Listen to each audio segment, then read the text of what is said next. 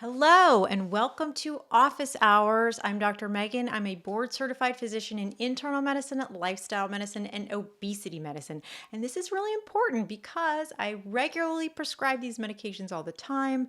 I regularly talk to patients about their weight. I've helped hundreds of patients lose weight, and I'm here to help you too. So if you are confused about your weight, if you have questions about weight medications, and if you want medically based answers to your weight questions, you are in the right place. So today it's office hours. You got great questions. We're going to get right into it.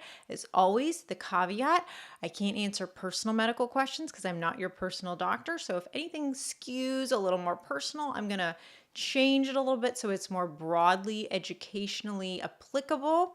And let's get into it. First comment, I've been on Mounjaro for almost a year. I started at 2.5, went up to 15, had to drop down to 12.5 because they were out of the 15 milligrams. I've had no problem with this medication, and my A1C last check was 6.5. That's really good. The lowest it's ever been, and I've lost 46 pounds from 210 to 164. This is the only medication that has worked well for both my A1C and weight loss. I just wish and pray people without diabetes would stop taking this medication because diabetics have a very hard time finding this medication at the pharmacies. Plus, it's too costly. Make this medication affordable. Well, first of all, congratulations. It sounds like you've made really good progress and this medication is really helpful for you. So I am delighted to hear that you've had such great results. Congratulations.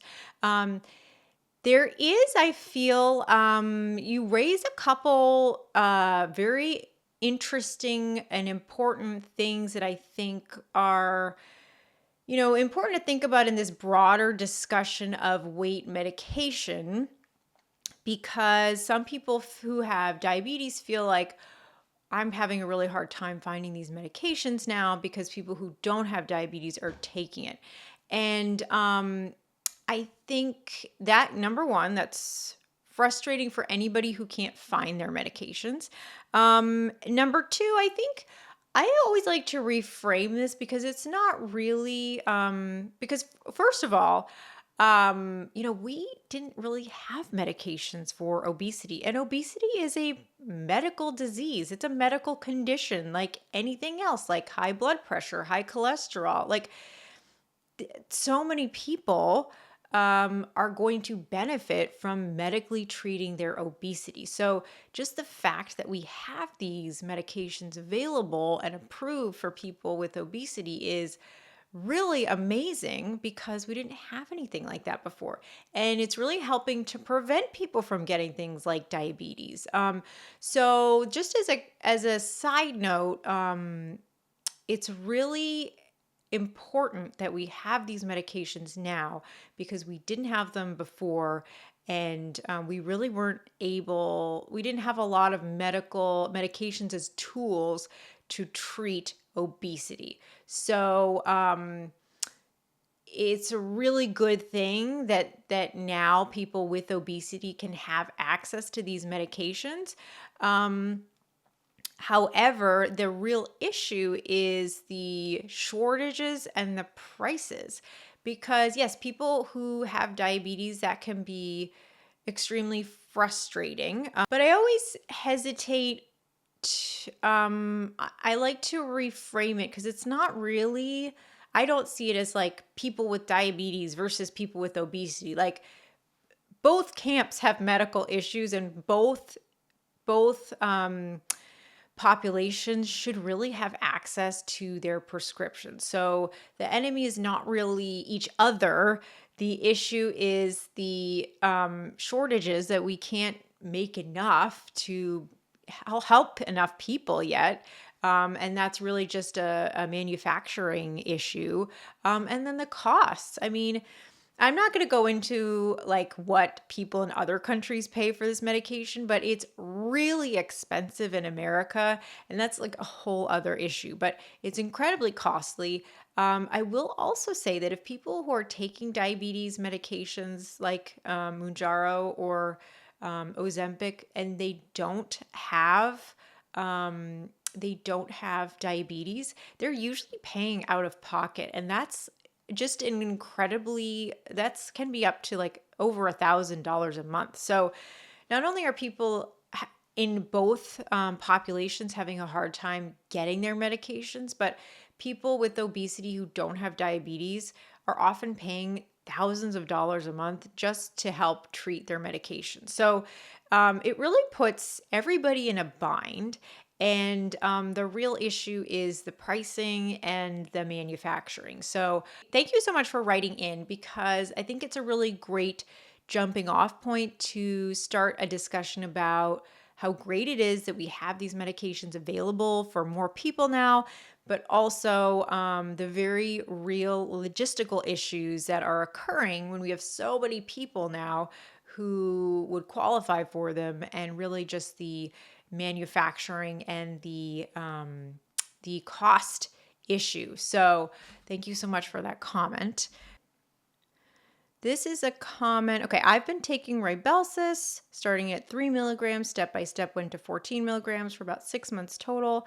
I already lost about 22 pounds and I continue to lose more. Every other month I hit a plateau and the weight starts to go down again. Almost no side effects.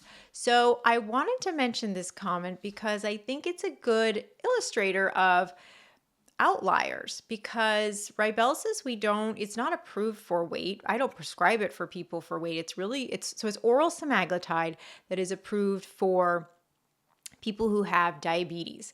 And it really doesn't help a lot with weight in the same way. You usually don't see the same effect with oral semaglutide as you do with injectable medication, at least at the current doses. Now, there is some literature to show that oral semaglutide at higher doses can be very effective.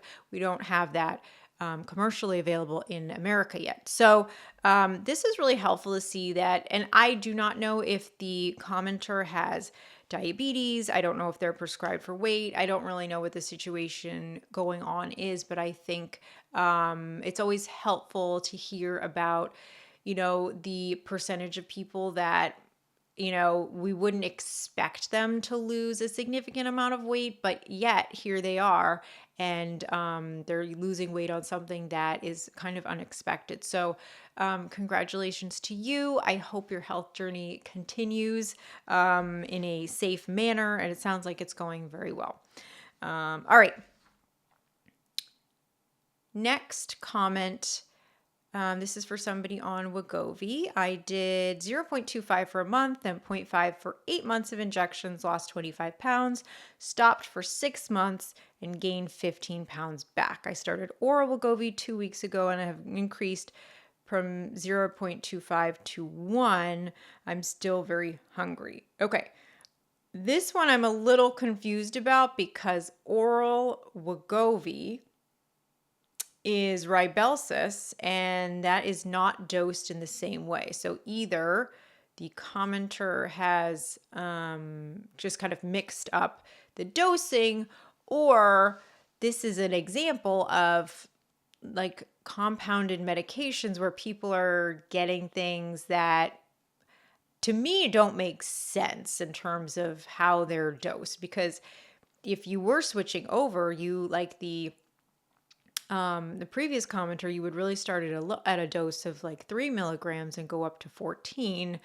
You don't start oral Wegovy at 0.25 to 1. So the key here is I just want, it's a good reminder for people that if you are using compounded medications, you don't really know what you're getting.